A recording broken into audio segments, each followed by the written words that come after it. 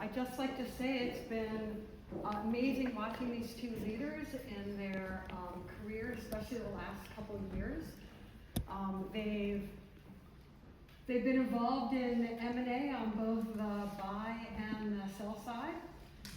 And so I'd like to, instead of me trying to introduce you, I'd like for you to just talk about what the last couple of years have been like for both of you that have had kind of big trajectory changes.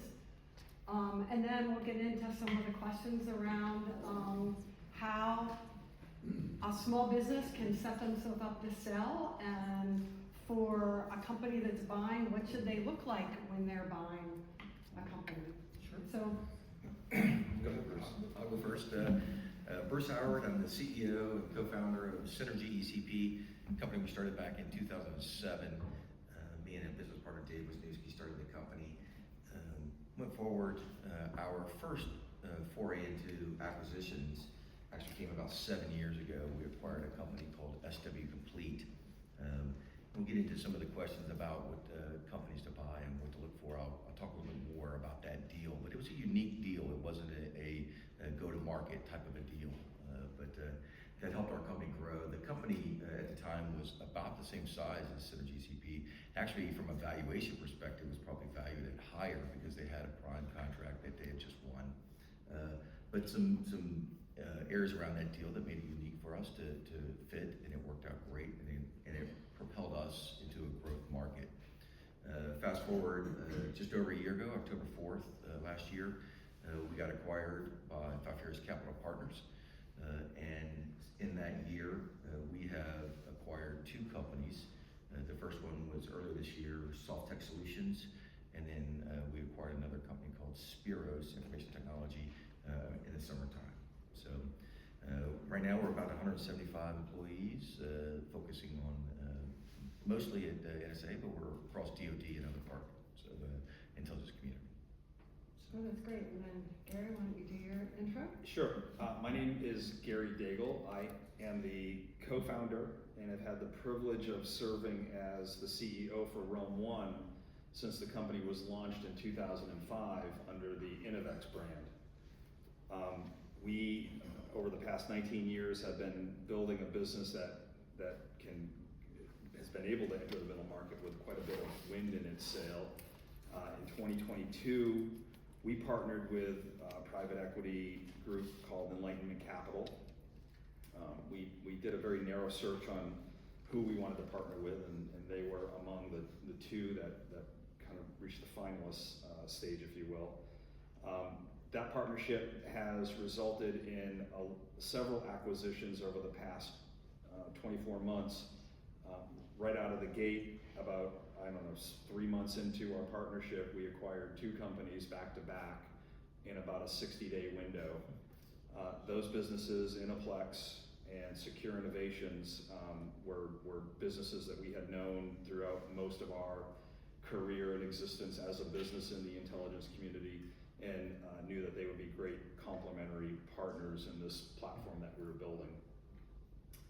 Shortly after that, we acquired a business to help us penetrate the Langley customer space. That business got us into that environment on some contracts with a great staff, good technology focus, that again, very complementary to what we're trying to do. And then earlier this year, we acquired another business in the LPO market to help sort of continue to increase that presence and our access to new programs, and to help us sort of complete the profile of what we're doing as a company from an offering, customer, technology perspective. So the business has grown from 1 business to now 5 businesses, all in total at this point. We grew from about a $70 million a year business to about a $250 million a year business, were our estimates for this year. And we are just under 1,000 staff under management, and about 70% of that workforce, 650 people or so, are RealmOne workforce. Yeah, I mean, just amazing growth. So let's look at on the buy side. So what advice would you give to businesses 1 year out, 3 years out, even 10 years out, if they want to sell, to increase their valuation and to make it so they're attractive to a company like yours to buy, to get the highest valuation and to get the attention of good buyers. For me, I think the first decision that a small business needs to make is to go to market or not. As I mentioned earlier, the first company we bought actually didn't go to market at all. I met with the owners. They wanted to sell, we wanted to buy, and we worked through all the legal stuff with buying a company, but there was no go to market on that. So when you say go to market, I just want to, you mean go out, get outside representation? Correct. Cast a wide net, go find buyers. This was a private one, which is very viable, and I would guess some of the ones that you bought did not go to market, like out to market. Yeah, but that's you correct. talk with them because of the relationships. So building those good relationships is important. I just want to Absolutely. clarify what you. Absolutely, yeah. But if the decision is, I want to cast that wide net and go to market, and then maybe it's not even a wide net, maybe it's a very narrow focused, as Gary mentioned when he started looking, he was looking at only a few companies to go to market. When Synergy went to market, me, Dave, and Chad agreed we wanted to go to market, and we wanted to cast a wider net to see who was out there and companies that maybe we didn't have access to and we didn't know. Falfurrias Capital Partners is one of them. Who we ended up partnering with is not a private equity firm that we really knew much about until we went to market. So that was the decision that we made. So that advice I would give is, again, first look at whether going to market or not is the right thing. The second is to get the advice that you can get from others, from people like Gary and I who have gone through this from buy and sell sides. There are great bankers that work with companies.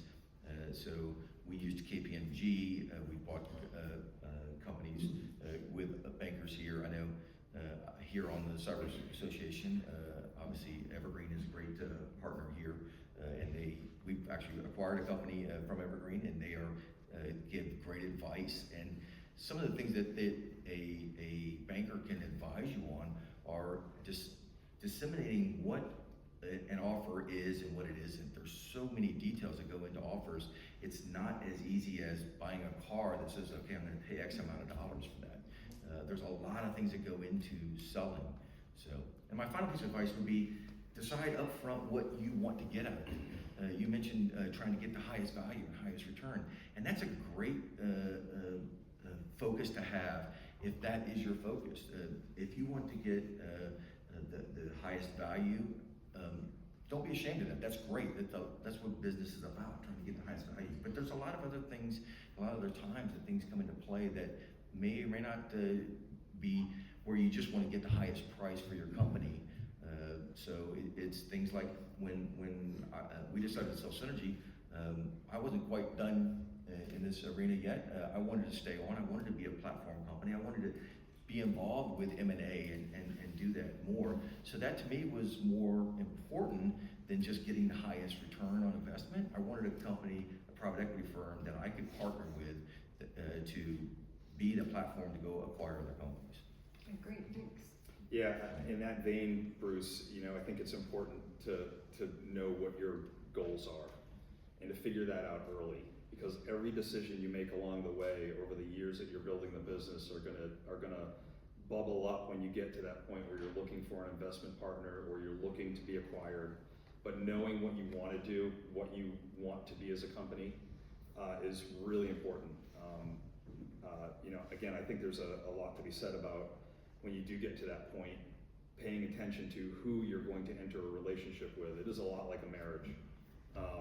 Partnerships are like marriages, business relationships are like marriages. You have to be able to work with the people that you're going to be taking money from to build your business and grow it to whatever it is you want it to be. So it's really important to be very selective. I would underscore that a lot. Bruce is right. There are a lot of private equity firms out there that will throw piles of money at your company to get their claws into it. And that isn't intended to disparage private equity, but there are also a lot of great private equity firms out there that know this industry that Bruce and I are in, that understand how it works, that know the finicky nature of the customers, that know the competitive environment of the workforce. And if you do that correctly, you can align yourself with a true partner that is going to have an appreciation and patience to know that there are going to be ups and downs, especially in our industry, with whatever it gets thrown at you. So I think all that's really important to think about early on. The other thing that I see a lot of as we've looked at companies to bring into the portfolio that we're building is that a lot of small businesses are competing for a very narrow pool of workforce, and they build fringe benefits packages that in some cases cannot transfer into a larger organization with a much different wrap rate structure. Smaller businesses, lower overhead, low wrap, big fringe benefits, attracts talent, but it's really, the way I would characterize it, it's very much like an adrenaline shot. It may not have a lot of legs under it to last into growth. So even if you don't partner with private equity or you don't sell to a large integrator, just getting to that next stage of your life, of your evolution as a business, is going to start to reveal, oh, wait a minute, we can't do a 50% 401k, or we can't offer unrestricted PTO, because we're now bidding on work as a prime, and we have to have an infrastructure to do that, which means we need brick and mortar space, we need staff, and all of that starts to make your wrap look a lot different, which means it makes it harder to offer fringe benefits. So I would throw that one out there as being probably one of my biggest gotchas when I'm looking at businesses. That's usually the first thing I will respond to, is that how are we going to fit that 401k into a more sustainable environment and realistic environment too. So yeah, those are my thoughts. Yeah, that's great. So you mentioned the complexity of buying a business and all the different ways that you can put together a deal. Could you talk a little bit about that? You have rollover equity, you have earnouts over time, gross margin earnouts, you have the multiplier based on revenue or multiplier based on EBITDA. You have what's your cash up front, sometimes you have promissory notes. It's very complicated. Is there any advice you have to a business that's looking at either selling, going to market, or private, on what they should look at in the deal going forward? I would say, going back to what I said earlier, that step one is to team with a banker that has sold companies in that space. So for us here, there's again a few that do deals in our space on a continual basis. They know what to look for. They know how to structure things, and it can be a difference of what you're looking at from valuation. You mentioned earnouts, for instance. If you just look at, okay, I'm going to sell my company for $10 million, but they're giving me $2 million right now and $8 million over the next few years if I meet these milestones. That's a much different deal than a $9 million cash walk-away deal. So trying to value those and okay, what is my priority? What do I want to get out of this? Again, it might not be just that largest number. It might be what deal looks right the best. So for me, making sure you're networked and working with a company that can help you through that process. So there's tons of resources out there to help, and again, there's some great ones that do it right here on market. Yeah, there are lots of ways to structure these deals, and I've seen the most popular from my experience being, a cash equity kind of approach where sellers are getting to take a little money off the table. They're also investing back into this environment that they're going to be a part of. That serves as a tool for motivation. It also serves as a means to ensure that you're deploying the right amount of dollars up front and not putting yourself at risk of doing a buy and have owners and founders leave. In some cases that might be what happens anyway, and that's okay, but I know that from how we look at it, it's always been to try to do no harm, right? When we're bringing companies in, there's a lot to consider. How is integration gonna work? How are cultures gonna work? And you wanna make sure that you have all of your spiritual leaders still around from the company you've acquired to ensure that everybody, you know, sees the big picture here and works towards that shared goal. So, you know, there's a lot of models, but I've seen cash, seller debt, rollover. I think, you know, that leads into lots of opportunities as the business grows, valuation grows, multipliers grow. When you have a business that's 40 million of EBITDA versus 5 million of EBITDA, buyers eventually are gonna be looking at that, and you're gonna get a much bigger return on that rollover down the road. So you can, in some ways, you know, Yeah, that second bite of the apple. you can get that second bite of the where apple. you Yeah. sell it once, but then you retain equity in the bigger company, and Right. then when they sell again, Right. you actually Sell it make a again. bigger chunk than you would have Sure. if you sold it all in cash. So there's a lot to consider, and it's not necessarily all the cash up front, because you can actually make more if you meet the earn-out goals, if you Right. get equity in the company going forward. I think if you're partnering with the right investor as well, I think that helps us, a partner like us that's partnering with PE or a seller that's selling to PE, it helps you kind of understand what the roadmap's gonna look like. I mean, because I think you really have to have a plan. To just jump into private equity relationship doesn't necessarily equal success. There's still a lot of hard work, and there are, you know, any number of failures out there you can point to as there are successes. But I think at the end of the day, if, you know, the route that Bruce and I took in our separate journeys probably mirrored a lot of that thinking. You know, yes, we want private equity capital to help us make acquisitions, to help us get to that next tier, but we want to make sure we're being intentional about it. And you want to make sure that you're not just throwing good money, you know, at bad things. And again, I think that's important to kind of help make sure that that second bite of the apple is going to be, you know, it's going to yield something that's going to be significant for founders and owners, for stakeholders in the business, and to make sure that the people that are a part of these organizations that we've built and that we're growing are rewarded, are recognized, and challenged in their careers and professionally.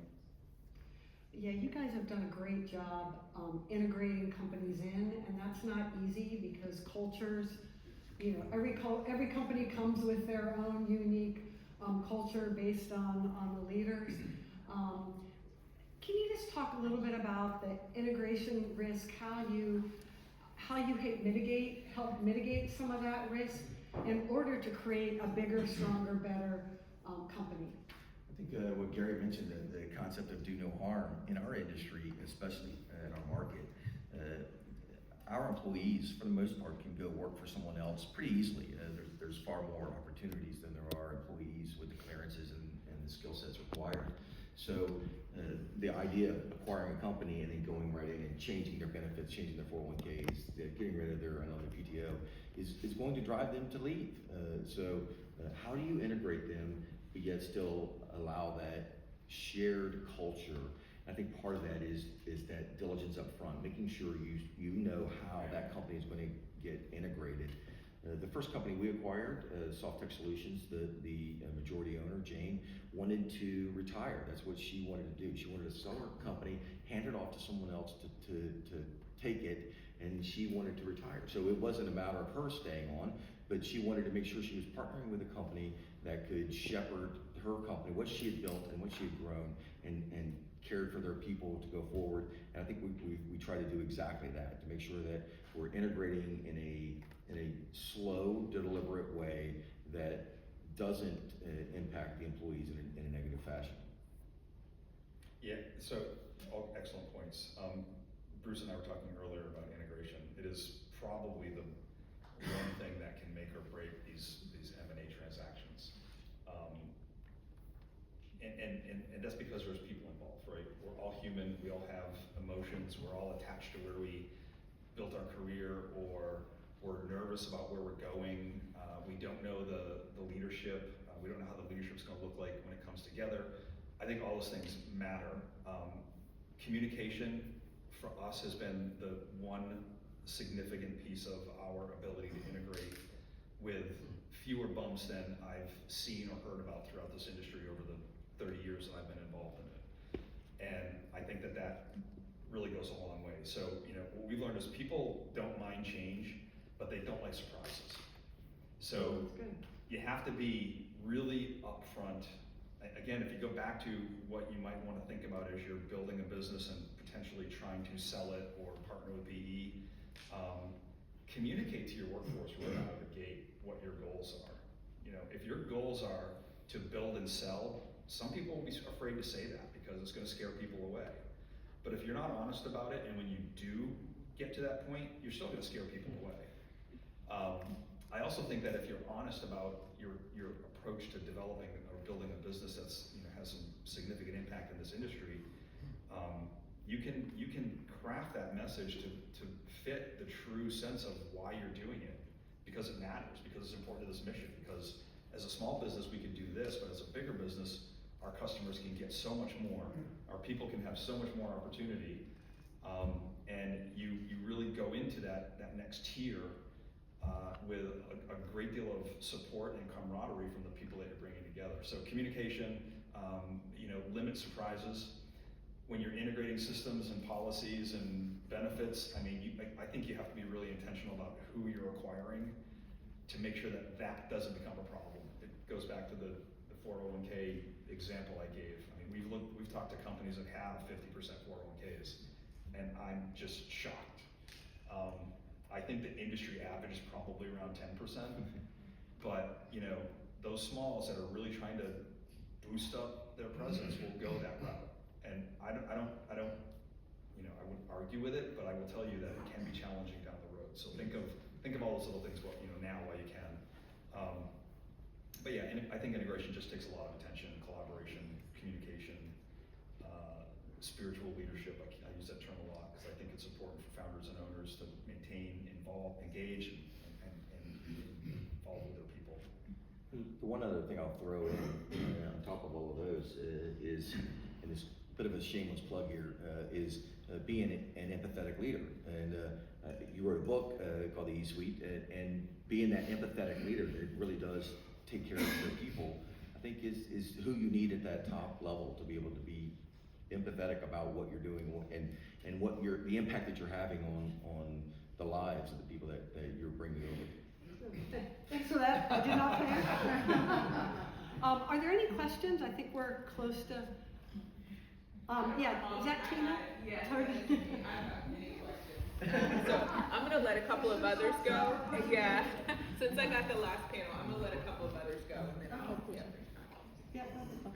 So, with you deciding to go with a private equity company to help you with your growth, what type of due diligence did you do to decipher where the money was coming from and to understand if it's coming from a threat actor, third world country, or really someone within the confines of the United States? Yeah, great question, Erica. And I think, again, it's when you partner with an advisor, they're going to know if they sell companies in our space and that have security clearances and security risk, that FOCI is a real issue for us, and you can't sell to that and still maintain a facilities clearance. So that's going to be hopefully weeded out pretty early on if you're working with the right advisor.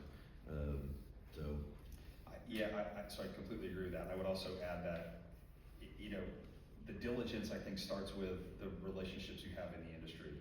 Do you know people in finance? Is your accounting firm, they probably supported lots of businesses going through these scenarios before. They're going to point you in the right direction in most cases, right? I think going with private equity firms that know the industry, that have a history in the industry, is going to be the first thing you want to consider, especially when you think about foreign investments. I can't remember what the threshold is, but there's some really small amount that you can be allowed. But good PE firms know that, and they're going to pay attention to that because they're not going to want to jeopardize their ability to actually deploy capital into this market. And as a partner to a PE firm or a seller to a PE firm, you do need to just kind of be very mindful of that. So the diligence, I think, starts with working with people you know, looking at what else they've done in the industry, and go run some traps, right? Go talk to the other companies, find out what they did. We did a lot of that. We talked to the CFOs and CEOs of other portfolio companies in the Enlightenment Capital environment, and we got a lot of these kinds of questions answered. In addition to, are they good to work with? You know, are they in your knickers all day about, you know, your EBITDA, or why didn't you hire 10 people, or what's the delay on this contract?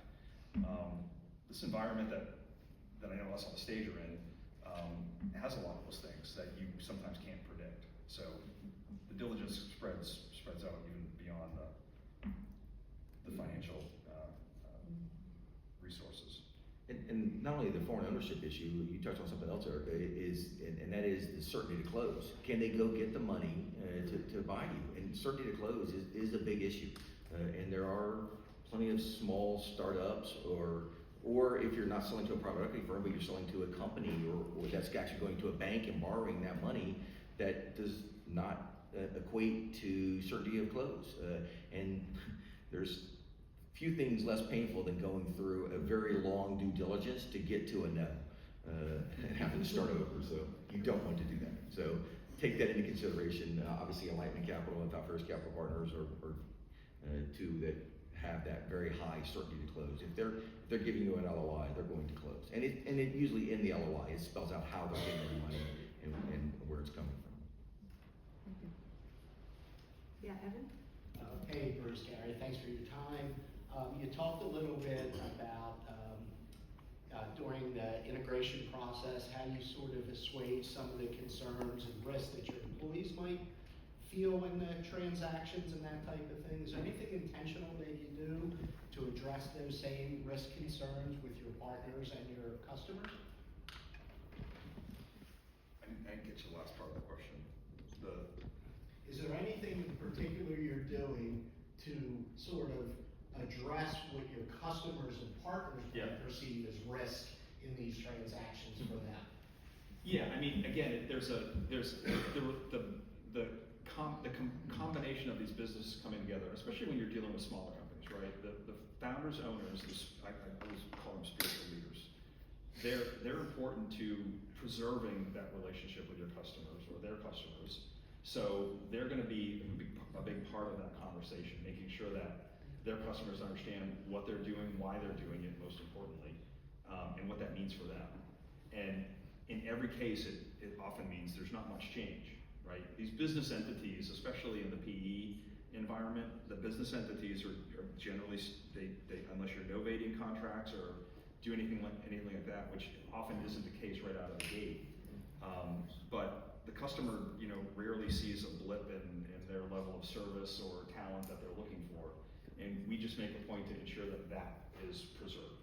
And that's making sure founders and owners understand that, which again is why I think you have to be very intentional about who you're looking to partner with, because you're entering a long-term relationship with another business that has, brings a bunch of A-type personalities together into a room, which can be challenging. So, you know, you have to, again, be intentional about that move. But it's communication. Constant, ongoing. I think I would argue 75% of my job for the first year after we partnered with PE was just talking to people. Okay, great. So I have a few questions. You guys can decide which ones you want to answer of the few. So one is around integration. You talked a lot about the people part. I'm very curious about the technology integration. That part. Two, is there any different consideration that you have with a product company versus services? Maybe I read it wrong, but it sounded like there was a lot of services related M&A that you all were referring to, but just want to know if there's any distinction in your answers based upon a product company versus services. And then the third is just, is there anything where you're like, oh my gosh, like I completely walked away from this opportunity, like red flag, like horror story, I guess, but that you evaded because you saw it early enough. So amongst those three, or maybe all three if there's time. Sure, I'll take the last one first. For us, the first one that comes to mind is there was an opportunity that we were looking at for a company. The company's founder had passed away, and so the ownership was actually in a trust, and the trust was run by family members. So that company, the decision makers were worried about getting the highest dollar amount that they can get in a cash upfront deal. It doesn't really sit well with us and what we're trying to incorporate, what we're trying to build. We're not just trying to see who can spend the most money. It's do they culturally fit? Is there a good integration plan? All those type of things, which to us just wouldn't have worked well with a company that's literally just trying to get the biggest dollar amount. So that one we were kind of, that's okay. Let's not work at that one. So Yeah, that does happen. I want to go back to integration real quick. I think another thing too that worked well for us is we hired a consulting firm that helped with integration. So they helped kind of herd the cats, if you will, to make sure that we were meeting regularly, that we were getting the punch list of things that we had to get done completed. And that gets into systems integration and policy integration and process integration. All those things come to fruition over time. In fact, we're just now getting a lot of our systems finalized. And the big ones are payroll, finance, and accounting systems. The good news is that all the companies we acquired were on the same finance and accounting platform. So that was a huge, again, another little nugget to look for as a buyer. As a seller, you might not know, but to our surprise, every company we acquired before in the past 24 months have all been on the same finance and accounting platform, so that's extremely helpful. us, not so much. One of the companies we acquired was still running QuickBooks on the owner's laptop, not even cloud-based QuickBooks. So we knew that. We identified it up front. We knew, okay, when it comes to integration, this is going to be an issue. We're going to have to get that off of that owner's laptop and integrate it into a more robust payroll system. But the IT integration, again, the companies we acquired have, for instance, a Gmail account that we're Microsoft GCC High. So that integration, we've done it now a couple times, so we know how to do it. Again, as Gary's foot stomped multiple times, it's about communications. Letting employees know, all right, your email address is going to change. We're switching environments. We're going to keep your old email address and forwarding it to the new one for 2 years. And again, having those kind of communications up front so that it's changed, but they know about it and they know how to adapt to that change. IT integration is a big one. I completely overlooked it. It's huge. And when you have 650 plus people that you're bringing together, and you're also trying to ensure that those smaller businesses that were using Gmail or their personal email to communicate understand that this thing called CMMC is actually real. We're seeing it in RFPs now. We have it in contracts today, and that's a concern. And that's another thing too to look at when you're a buyer and looking at small companies. I can't tell you how many companies I've talked to that didn't even really understand the earlier instantiations of having a secure operating environment to protect CUI data, for example. So we're big on CMMC. It's a top priority for our company. In fact, we're almost at a level 3 readiness today. So, and we have to be at a certain point now to respond to some of the solicitations that we're actually working on. I think you have to self-certify 120 of the, I forget what they're called, but there's a big list of things you have to be ready for, and that rolls down to your subs. So that's another thing to kind of think about whether you're buying or partnering, but IT integration, a lot of work. Did we answer all three? You guys have talked about services and product companies, no distinction between like how you approach whether the. So we bought mostly services companies. The one company we did acquire did have a seedling of a product that we're looking to see how we can develop and grow into something further. But all of our focus has been more on the services side. Yeah, so we haven't acquired any companies with products. Innovex has some products that it has developed and licenses open source and does license for free as well.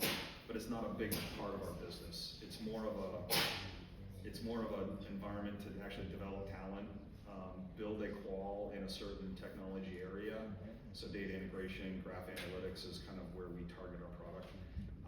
And it does help us screen the workforce, to be candid with you.